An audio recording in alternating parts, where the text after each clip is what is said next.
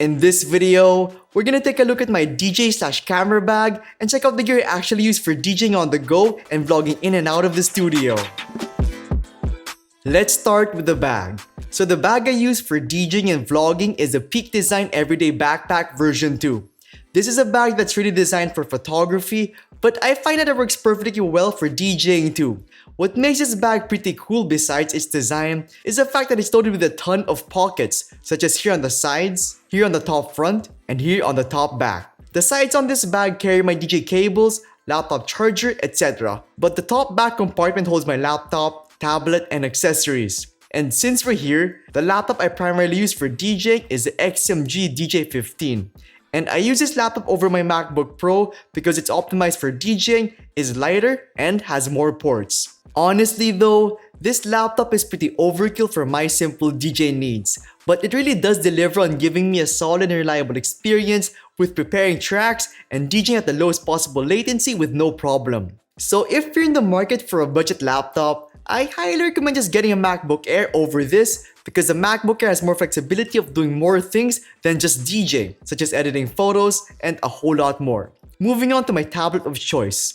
And that's a 11-inch 2021 iPad Pro, and I usually use this for editing photos and DJing. Bringing this though is a bit unnecessary since I already bring a laptop with me. But I just find that this iPad works the best with my favorite portable DJ controller, and I'll get to that later on in a bit. Now, the accessories I always bring with me besides my USB cables and RCA cables are USB sticks, which contain my DJ music and mixes. Though I primarily DJ with my laptop, I always make sure to bring these accessories with me just in case an emergency pops up.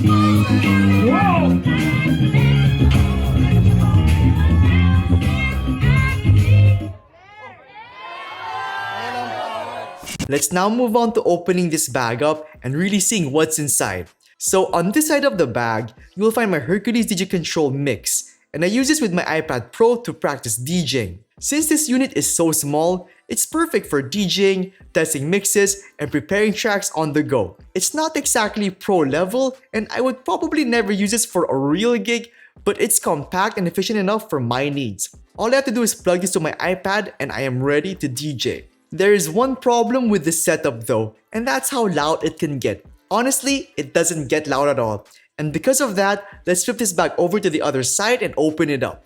So on the bottom compartment of this bag, you'll find my Bose SoundLink Color Portable Bluetooth speaker too. So I use this specific speaker with my iPad and DJ Control Mix because I find that it is powerful enough to fill any room and clear enough for my DJ ears and needs. Along with that, there are 3 more reasons why I prefer these speakers over everything else out there. Number 1 is because it has an 8-hour battery life, so I never really have to worry about charging this thing when I'm on the move. Number 2 is because it has an aux cable port, so I can pretty much use any DJ gear with it from the DDJ400 to a professional mixer. All I need is an RCA to aux cable cord and I am good to go. And having this feature on this unit is the main reason why I bought it in the first place. Because most DJ controllers don't use Bluetooth and most high-end Bluetooth speakers don't have aux cable ports. So this unit offers the best of both worlds at an incredible price. And number 3, it's rugged, light, and portable. So bringing this thing along with me to all my gigs and travels is a no-brainer. You see, like most DJs, I always get nervous before a gig. So practicing before a set for me is a requirement to nail my performances every time. And using this speaker over my headphones just helps me better simulate the club situation. And speaking of club situation, unlike DJ gear, the Bose SoundLink Color 2 is IPX4 water resistant. So if ever you want to bring the speaker to a pool or beach party, you're safe. Now I don't just use this speaker for traveling purposes.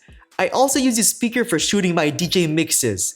Since this speaker is battery powered and sounds great, I use this over my big heavy speaker simply because it's easier to set up and does the job incredibly well with less hassle. So if you want to get this Bose SoundLink Color 2 at a huge discount, now is the best time to do so because Best Buy is having a limited time promotion on select Bose speakers in which you can save up to $40. And keep in mind that Best Buy offers in-store pickup and fast delivery options, so you're covered on all fronts. So check the links down below and get a great deal. Now before we talk about the cameras I use for shooting, let's first talk about the headphones I always use when I DJ and edit videos.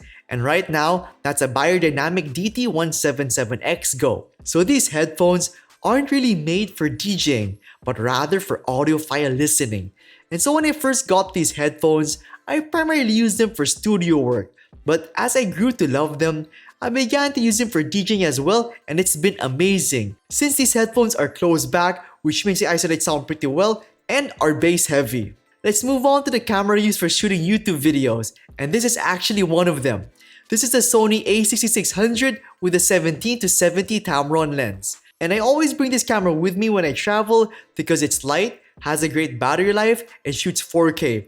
Plus, having a lens that can go from 17 to 70 is pretty unbeatable when you're out and about. So that pretty much covers what I bring when I'm on the road. But if the trip requires me to focus more on shooting and editing videos, I switch my camera and laptop up for what's in the studio. And so the main camera I use for shooting is a Sony a7S III. And this camera shoots my talking head videos and overhead shots. And I pair this thing up with my 35mm 1.4 Zeiss lens so I can get that nice and creepy blurred background look while still having a crystal clear image. So this camera is pricey, and I highly recommend not getting this camera or even this setup because it's honestly excessive, even for my needs. The main reason why I bought this camera in the first place is because it shoots in a higher bitrate, which basically lets me have more flexibility and options when editing my footage.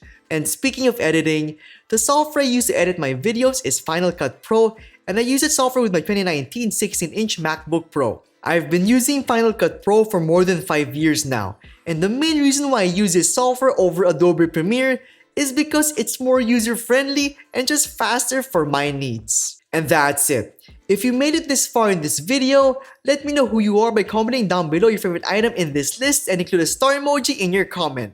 And with that said, thank you so much for watching everyone, and I will see you all in the next one.